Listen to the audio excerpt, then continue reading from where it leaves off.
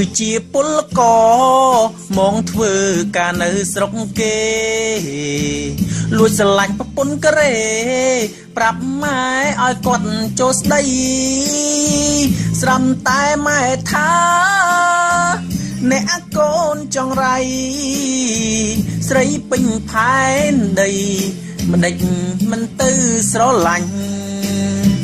កូនសំតងផងម៉ែកូនជ្រុលស្រឡាញ់នាងហើយដកចិត្តមិនរួចឡើយម៉ែអើយកូនសូមអង្វរបើមិនចូលស្ដីកូននឹងទៅចងកធ្វើគំរូល្អសម្រាប់មនុស្សប្រុសស្មោះស្នេហ៍នៅចាំអីម៉ែអើយលឿនទៅបើទ្រាំនៅខ្លាចនាងបានគេប្រាំងធ្វើការសន្សំច្រើនខែមិនទៅទេកូនខ្សៃសង្ខាតែចង្រៃខ្ញុំក្រស្រីល្អនាងមិនអើពើគេមិនយកភ្នែកមើលព្រមតែខ្ញុំជាពលករនាងថាមិនយកទេតតែយូរណាបងខ្មាំងគេកន់ឡងព្រោះនន់អងនាងមិនប៉ែតទេ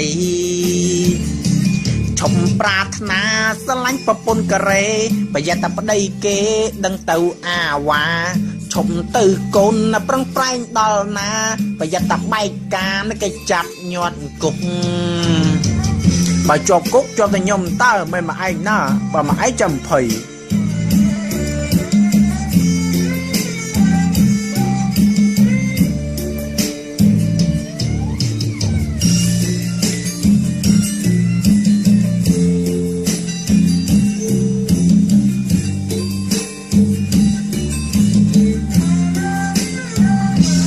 នៅចាំអីម៉ែអើយលឿនទៅបើទ្រាំនៅក្រាញ់នាងបានគេប្រាំងសន្សំធ្វើការច្រើនខែមិនទៅទេកូនខ្សៃសង្ខា